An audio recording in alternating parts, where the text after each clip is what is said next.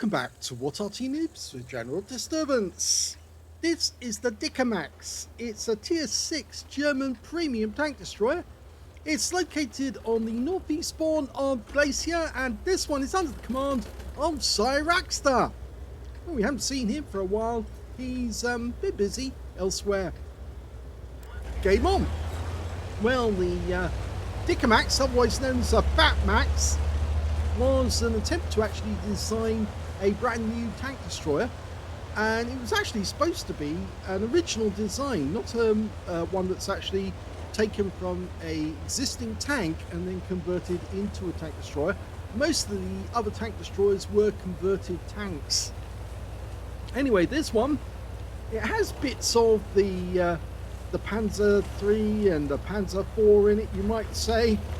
But it was known as the 105cm K Panzer Selbstfahrerfährt, or Panzer Selbstfahrerfährt Tier A.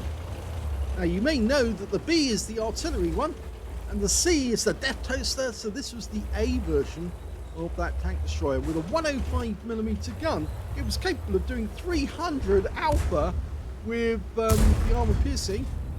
And normally that would actually mean it would penetrate 169mm of armor with standard AP, and with a premium APCR it would go through 227mm. And at tier 6, that's a lot of armor that it would actually pen.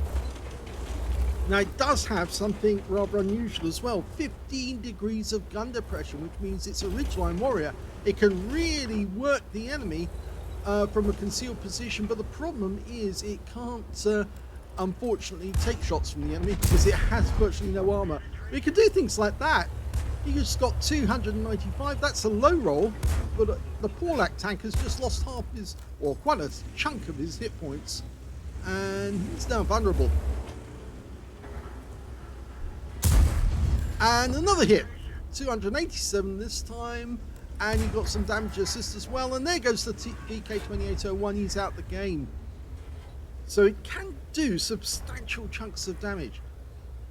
Now they only built 2 of them, and they did serve in Russia. In fact, one of them served 2 tours in Russia. It actually came back, was repaired, and then sent back out again. One of the other ones, or the other one, actually blew up. It caught fire while it was en route to where it was needed.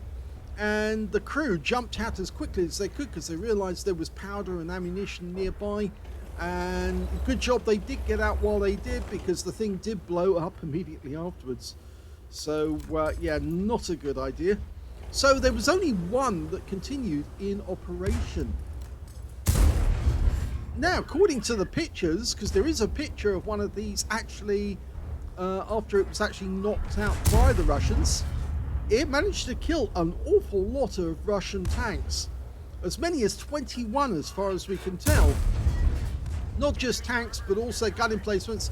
And he's got his first kill, a Jagdpanzer IV. Yes, the Russians did eventually knock it out. And I think they knocked it out because they managed to get a round into its lower plates, which severely damaged it. Firing long range there at the enemy, but he did get spotted, so he's going to have to duck down, because otherwise he might take a shot in his armor. The best armor on the vehicle is 50mm at the front, and yeah, he just lost one of his teammates there. He lost his own Jagdpanzer IV, no, he lost his Achilles, sorry.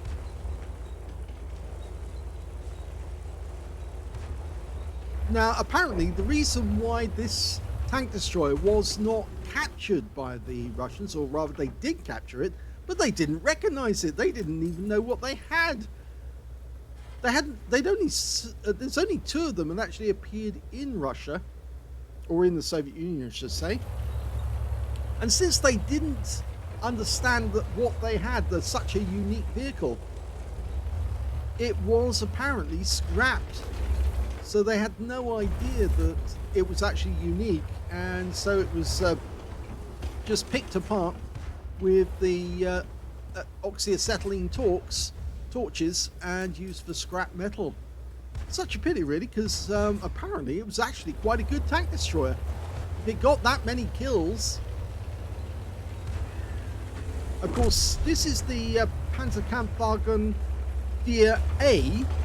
Now, the next step up was, of course, the Sture.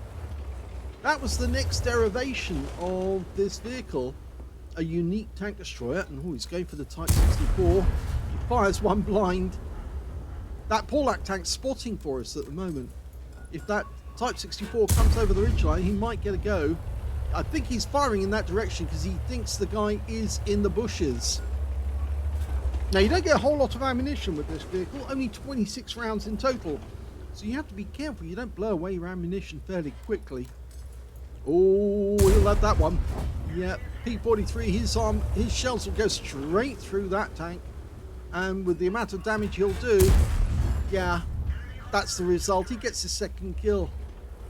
Okay, well, the Type 64 managed to outfox us. He got round the corner, but yeah, he's gone. Yeah, I'm not sure he was actually paying attention to the Dicamax. He should have been, but you see, that's the problem. Some players, they don't pay attention to a fat max.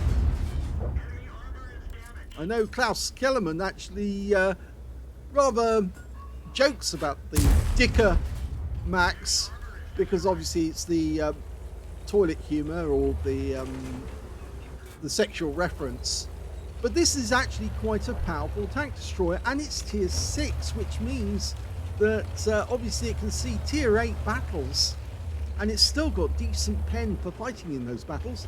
And of course you can use it as a crew trainer as well, because you get extra XP and credits for playing it. It's also not that expensive compared to some of the other premiums. And you can train the German tank destroyer crews in it. So there's an advantage there as well, because it means that, yes, you can get better crews. But having that 15 degrees of gun depression is absolutely lethal to the enemy. Look at this, he's just poking up slightly. Fires in that direction. I'm not sure where that shell went, but the next one will probably go straight through the snow there and hit that T50. And there you go, he's out the game as well. Just goes to show how powerful this thing can be in the right hands. And that's 5 kills now for Zyriakster. Or Zyriakster, I should say. So he sent me a good one, this one. Oh, he managed to get rather close. But look at that, he suffered for it. He got one 75mm round into us, but he got a low roll. But look at everybody's now firing at the Dicamax, because they think, uh-oh, that guy is quite powerful. And look at the enemy tanks that are falling just the other side. Look, the Arty, even the Arty is trying to have a go, and I think that was the FV304 who fired that one in. And of course, an FV304 can do a lot of damage to a Dicamax. Here it comes again. Oh, he's going in the wrong direction. He's firing over the pass. He should be firing elsewhere. But you can see the Dicamax, the FV304 was actually fairly close. Oh, he's got a Basotto.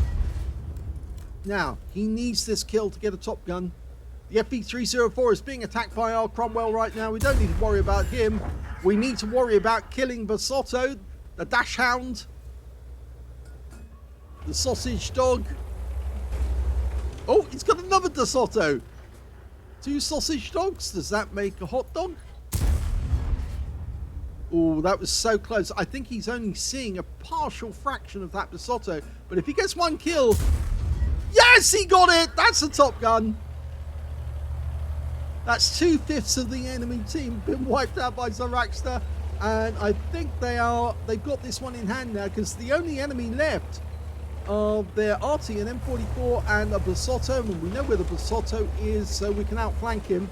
And the Cromwell's coming up behind him. Ah, the Basotto knows he's there, but we've got a Skoda behind the Basotto. So basically, the Cromwell needs to bait him. He just needs to pull him out from around that corner, and then Zyriakster will finish him off. But the enemy M44 is definitely trying to give it a go. He must be over on the other corner. In fact, we know where he is now.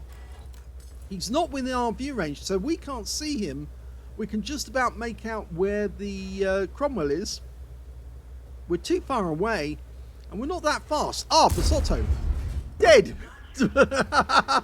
That's a high caliber, or 20% of the enemy hit pool. And that just means the M44 So the guys will be working on that. The Cromwell's making his way over.